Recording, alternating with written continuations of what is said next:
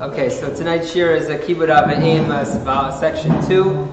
We began the shir by talking about the notion that parents have the option, if they want, to be mochel on their kavod. If they want to just say, it's okay, my children don't need to honor me, especially when you read some of the possibilities of the areas where one has to be chamer. How many times a day does one have to stand up for their parents, calling their parents their names? There's so many complex situations in which one can be nichshol, not giving proper kibud avim. So we saw the Gemara in Kedushin Lamed Beis, source 7, Shulchan Aruch Passing, source number 8 on page 55, that a parent can be mocha on their kavod if they want.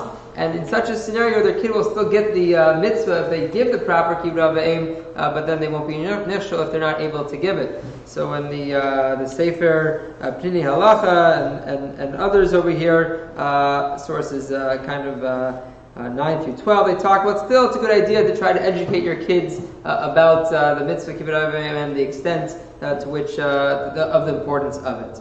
So I want to get back to some of the things we talked about last week in the Pnini Halacha, which is fasting, tshuvot, which were not in your sources.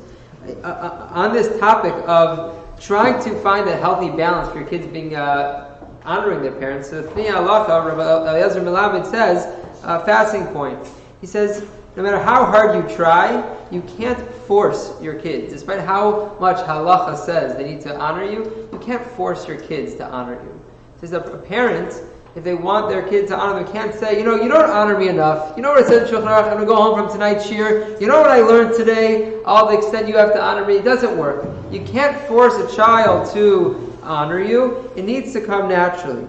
And so, first of all, what Rav Melamed points out is that the best incentive, or the best guarantee that your children will honor you is if they see you honoring your parents.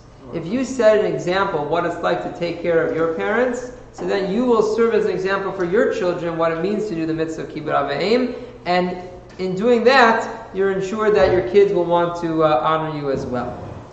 He goes on to say again, it is advisable to be mochel on your kavod, even though it's good for your kids to do it, because you don't want them to get averos on your behalf. So it's better just to say that you are mochel if you're able to do it.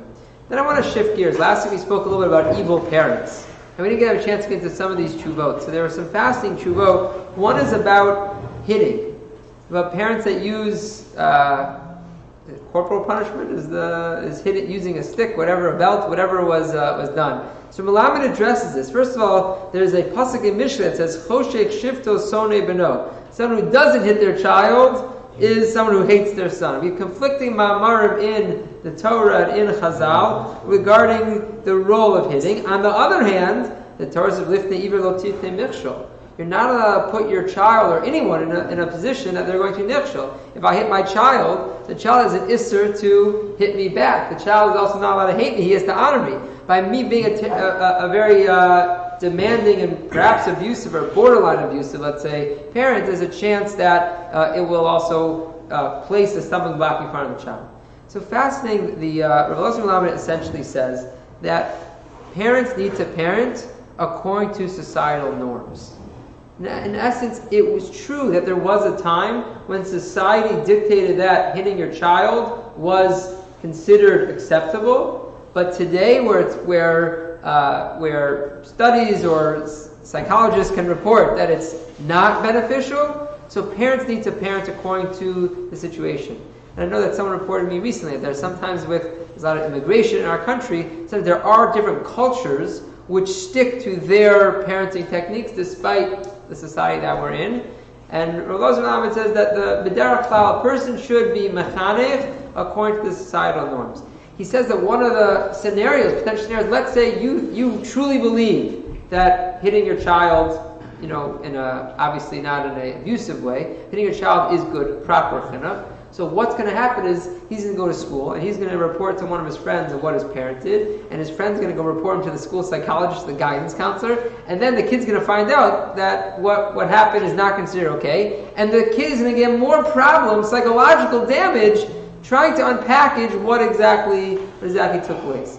Eliezer Melamed basically says Parents need to parent according to societal norms, and bisman hazeh we stick away from using corporal punishment. Okay, that's Inyan number one. The second topic I want to talk about is fascinating. Is what about those are rolling your eyes about going to psychologists? So you're going to love this one. Are you allowed to go to a psychologist who has a certain bent, or perhaps, I don't know if this is a genre within psychology, or like an classic go-to interventionist psychologist, but he describes, you gotta go to a psychologist if this type of psychologist often attributes much of the complaints that a person has on the way their parents raised you. That's, I don't know if this is, again, I'm looking around the room, how many psychologists we have here. I don't know if this is like a standard approach or a classic idea. You know why you're messed up? Because the way your parents raised you. So Shiloh, are you allowed to go to a psychologist who's going to help you work through your problems by blaming on the parents? And then you're going to have a more difficult time with the mitzvah Kibud Avei. So here, Rabbi Elazar Melamed has such a fascinating insight. He says, you're not allowed to go to a psychologist who's going to basically say, all of your problems are your parents, let's bash your parents, let's say everything that happened to you is all your parents' fault. You're not allowed to go to a psychologist who's just going to blame everything on the parents, even if it makes you feel better, even if it takes away some of the sting. But he said a good psychologist is someone who's going to help you understand how to work towards having a healthier relationship with your parents around the issues. If the psychologist is going to understand there are certain things that you blame your parents for, but he's going to help the child kind of come to a better understanding, even if it is the understanding of the way things were during your parents when they were kids was different. And you need to recognize that they're not evil people, they just were raised in a different era, and societal norms were different during that time, and maybe that's why it's different. If the psychologist is able to help you kind of come to a better understanding of your experiences, and maybe even shed light on your parents, so he says that's definitely okay. That's definitely okay. So just a fascinating tshuva about going to psychologists to deal with their issues. He says that aim mitzvah sheyeladim yakshu shekol ma shehoreim osim v'choshrim hu mushlam. It's no mitzvah to think your parents are perfect people. You're allowed to work through your issues, and even if it means understand that your parents are flawed people, but it needs to be in a way that the end one can still hold on to the relationship. He goes on a step further. He says this approach that blames everything on their parents, so it causes other damage. Because if you blame everything on the parents, so now you've ruined the chance for this child to have any ability to do Kibud Avei for his parents. Because now you've pinned everything there is to blame on the parents. The child walks by not being able to respect their parents, and then they'll never be able to retain that relationship with their parents. That being said, very important caveat. So Rabbi Elazar Melamed does talk about there are parents who do terrible things. There are situations people who have done terrible things, and the example the differentiation that Pnei Halacha says is that if the parents have done something which is abusive.